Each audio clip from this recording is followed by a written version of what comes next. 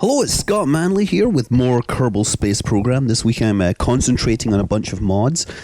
And so what we have here from Mechanical Mouse Industries is the Kethane mod, or the Kethane mod, depending upon which part of the world you're coming from. Personally, I prefer to use the correct Kerbal pronunciation of Kethane.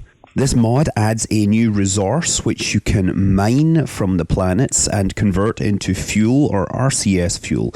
The mod adds 6 parts to the game. There is a controller unit which is needed on anything that uses the features.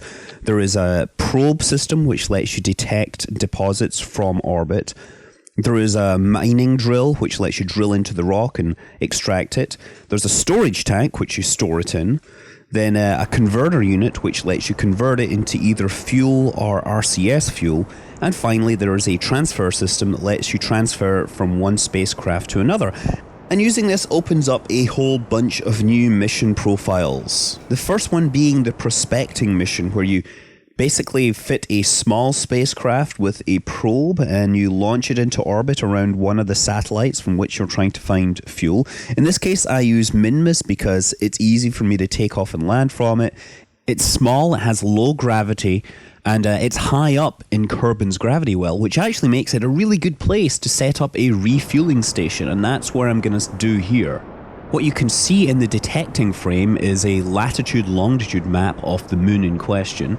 And white spots are basically places you've passed over, and green places are where the resource with questionable pronunciation is to be discovered. Now you can look at these outside the game by looking inside the plugin data directory. There is an MMI Kethane directory with .png files. It's also interesting to note that it generates these files for every planet in the game, including the Sun. I'm hoping that this non-specificity will translate into version 0.17 and that we will automatically end up with deposits on all of the new planets. So having located a deposit, I sent a spacecraft up to exploit these natural resources. I fitted a drill, a conversion unit and some tanks to it. And upon landing, I realized that I hadn't actually read the manual. And so Mark II of my Prospector was developed, and this time I decided to go with the entire kit, make this thing self-sustaining. So it does include a detector, and you can see from the design here we've got radial fuel tanks, and we've tried to put a detector on one side, we've put the transfer unit and the converter on another, and we put the drill on the final part. And I've tried to balance all the masses out here so that we end up with a vehicle that is flyable. And indeed it does turn out to be really nice and controllable, and with this really wide base, it's perfectly suited for landing at any random spot on Minmus. I mean, we can't pick the place where we're going to land. We have to land on one of the deposits so that we can perform the extraction. And thankfully this time I did put the drill the correct way around, and off we go, extracting our bounty from the surface of this alien world and converting it into fuel for our voyages. So you can see that we brought up the controller and we are extracting and converting it. Now, this is actually a really tedious process because time acceleration simply doesn't work. And we've got one drill extracting into our 2 small tanks. And when we start firing up the converter, it will convert faster than we can drill. So we basically can't leave this. The tanks will get full rather quickly, and then when we go to convert it, they'll get depleted again. So not only can we not run it in real time, we have to keep clicking mouse buttons to get the whole thing to happen. And to further complicate things, the mod in the game sometimes pick the wrong fuel tanks to refuel, and you end up with a very slow loading process which leaves unbalanced fuel. And this is going to be terrible if it happens in flight. I mean, to be clear, this isn't entirely the mod's problem. This is a behavior in the game where fuel tanks are marked dead as soon as they're reduced to 0 fuel. It's kind of like driving a diesel car where you need to bleed the system and refill it properly if you run out of fuel. So don't do that. In the game, there are apparently workarounds where you disable fuel flow for a tank before it runs completely dry, but it's possibly better just to keep this in mind when you're building your spacecraft initially and try and avoid situations where you'll end up with asymmetrical loads. Anyway, I decided to leave this vehicle here as a drilling platform to help future missions. And then I went back to the drawing board to design another all-in-one ship, this time using the single big fuel tank and the assumption that that's the only one that I'll be able to refuel. So here we have it. It's a standard design. We see that we have large fuel tank, the small engine underneath, the landing gear.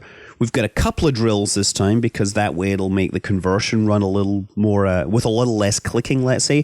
Lots of spare fuel tanks for the material I'm going to mine, which I shall not name for reasons of pronunciation.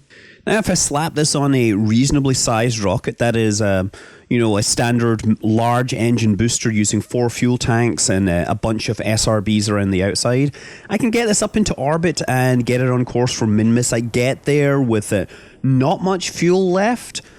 But, I'm a pretty good pilot, and all we need is just enough to get us down on the surface of Minmus near the other spacecraft. I mean, worst case scenario, we end up in orbit around Minmus and we have to launch our drilling rig and have it go up into space and refuel this thing before landing. But turns out that I did a pretty good job and I'm able to come down in the approximate area, but as you can see, this redesign is not well suited to landing on the hilly terrain of Minmus, and this thing tipped over on more than one occasion.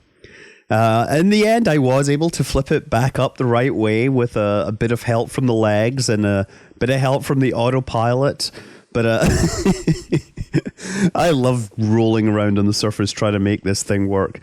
Yeah, we get it back up on its legs, and we can start drilling.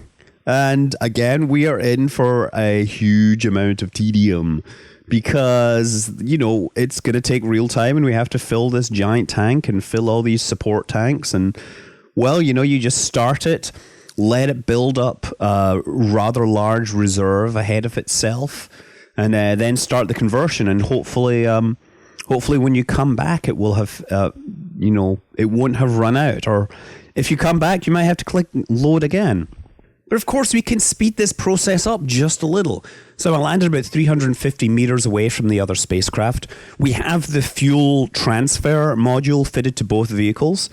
And unfortunately, it doesn't work at this range, so I get to lift off my ship. And now that I've refueled it a little, because I was practically flying on vapors when I landed. Yes, I took it off and I hopped across there, parked it nearby, and now I have the drill and the old ship to help me, and it is beaming its bounty across in a beam of green something or other. Obviously, you can do this in space, but I don't know what the range on these are, but I imagine that holding station close by could be a little, a bit of a hassle. So it's much better to sit both objects down on the surface and let, gravity hold them at the correct range while you go away and get yourself a cup of tea.